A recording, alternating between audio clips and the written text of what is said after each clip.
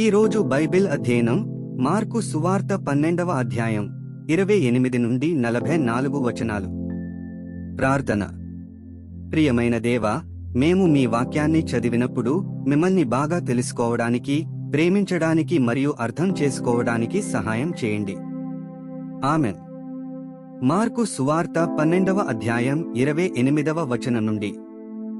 శాస్త్రులలో ఒకడు వచ్చి వారు తర్కించుట విని ఆయన వారికి బాగుగా ఉత్తరమిచ్చనని గ్రహించి ఆజ్ఞలన్నిటిలో ప్రధానమైనదేదని ఆయన నడిగెను. అందుకు యేసు, ప్రధానమైనది ఏదనగా, ఓ ఇశ్రాయేలు, వినుము, మన దేవుడైన ప్రభువు అద్వితీయ ప్రభువు. నీవు నీ పూర్ణ హృదయముతోను, నీ పూర్ణాత్మతోను, నీ పూర్ణ వివేకముతోను, నీ పూర్ణ బలముతోను నీ దేవుడైన ప్రభువును ప్రేమింపవలెనన్నది ప్రధానమైన ఆజ్ఞ. రెండవది, నీవు నిన్నువలే నీ పొరుగువానిని ప్రేమింపవలెనన్నది రెండవ ఆజ్ఞ. వీటికంటే ముఖ్యమైన ఆజ్ఞ మరేదియూ లేదని అతనితో చెప్పెను. ఆ శాస్త్రి బోధకుడా, బాగుగా చెప్పితివి. ఆయన అద్వితీయుడనియు, ఆయన తప్ప వేరొకడు లేడనియు నీవు చెప్పిన మాట సత్యమే. పూర్ణ హృదయముతోనూ, పూర్ణ వివేకముతోనూ, పూర్ణ బలముతోనూ ఆయనను ప్రేమించుటయు, ఒకడు తన్నువలే తన పొరుగువాని ప్రేమించుటయు సర్వాంగహోమములన్నిటికంటెనూ బలుల కంటెనూ అధికమని ఆయనతో చెప్పెను. అతడు వివేకముగా నుత్తరమిచ్చనని యేసు గ్రహించి, నీవు దేవుని రాజ్యమునకు దూరముగా లేవని అతనితో చెప్పెను. ఆ తరువాత ఎవడునూ ఆయనను ఏ ప్రశ్నయు అడుగ తెగింపలేదు.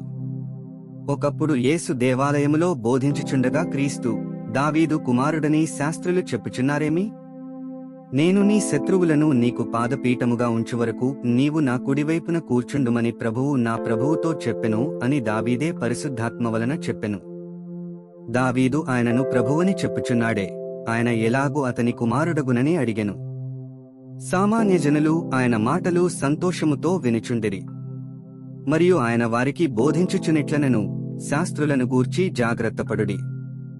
వారు నిలువుటంగీలు ధరించుకుని తిరుగుటను, సంత వీధులలో వందనములను, సమాజమందిరములలో అగ్రపీఠములను, విందులలో అగ్రస్థానములను కోరుచు, విధవరాండ్ర ఇండ్లు దిగమింగుచు మాయవేషముగా దీర్ఘ ప్రార్థనలు చేయుదురు. వీరు మరి విశేషముగా శిక్ష పొందుదురనెను.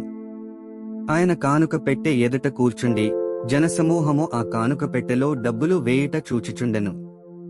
ధనవంతులైన వారనేకులు అందులో విశేషముగా సొమ్ము వేయుచుండిరి. ఒక బీద విధవరాలు వచ్చి 2 కాసులు వేయగా, ఆయన తన శిష్యులను పిలిచి, కానుక పెట్టెలో డబ్బులు వేసిన వారందరికంటే ఈ బీద విధవరాలు ఎక్కువ వేసెనని మీతో నిశ్చయముగా చెప్పుచున్నాను. వారందరూ తమకు కలిగిన సమృద్ధిలో నుండి వేసిరిగాని ఈమె తన లేమిలో తనకు కలిగినదంతయు, అనగా తన జీవనమంతయు వేసెనని చెప్పెను. 44 వచనాలు చదివియున్నాము. ముగింపు ప్రార్థన.